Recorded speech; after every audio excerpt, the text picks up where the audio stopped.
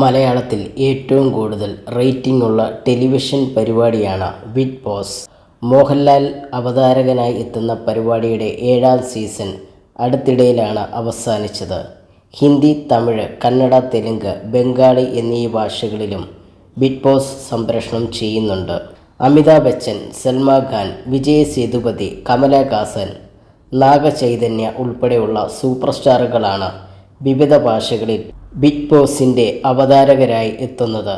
ഇപ്പോഴിതാ നാഗചൈതന്യയും വിജയ് സേതുപതിയും ഉണ്ടായിരുന്ന പരിപാടിയിൽ മോഹൻലാൽ ബിഗ് ബോസിനെ കുറിച്ച് പറഞ്ഞ കാര്യങ്ങളാണ് ആരാധകർ ഏറ്റെടുത്തിരിക്കുന്നത്.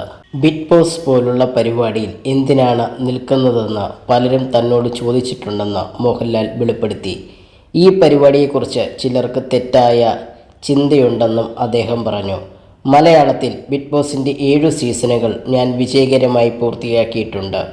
ബിഗ് ബോസ് മലയാളത്തിൽ ഏറ്റവും വലിയ റേറ്റിംഗ് ഉള്ള ടെലിവിഷൻ പരിപാടിയാണ്. എന്തുകൊണ്ടാണ് ബിഗ് ബോസ് റേറ്റിംഗിൽ 1ാം സ്ഥാനത്ത് വന്നതെന്ന് എല്ലാവരും ചിന്തിക്കുന്നുണ്ടാകും. ബിഗ് ബോസ് ഒരു ഡ്രാമയല്ല, പോസിറ്റീവ് ചിന്ത തരുന്ന ഒരു പരിപാടിയാണ്. വിവിധ തരത്തിലുള്ള അഭിപ്രായങ്ങളും വിമർശനങ്ങളും ഉള്ള പരിപാടിയാണ് ബിഗ് ബോസ്.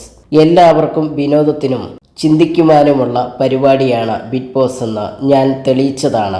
പല മേഖലയിൽ നിന്നുള്ളവരാണ് ബിഗ് ബോസിൽ ഒരുമിക്കുന്നത്. ഇതിൻ്റെ ഭാഗമാകാൻ സാധിച്ചതിൽ ഞാൻ ഭാഗ്യവാനാണ്. ആദ്യം ബിഗ് ബോസ് ചെയ്യാൻ എനിക്ക് മടിയായിരുന്നു. ഇപ്പോൾ എൻ്റെ ഒരു അഡിക്ഷൻ പോലെയാണ് ബിഗ് ബോസ്. പരിപാടി കാണുന്നവർക്കാണ് ആദ്യം നന്ദി അറിയിക്കേണ്ടത്. ലാലിന് വേറെ ജോലിയില്ലെന്ന് മിക്കവരും എന്നോട് ചോദിക്കാറുണ്ട്. ബിഗ് ബോസിൽ നിന്നും എനിക്ക് ഒരുപാട് കാര്യങ്ങൾ പഠിക്കാനുണ്ട്. ഇതൊരു തിരക്കഥയുള്ള പരിപാടിയാണെന്ന് പലരും പറയും. സത്യം പറഞ്ഞാൽ അങ്ങനെയൊന്നുമില്ല.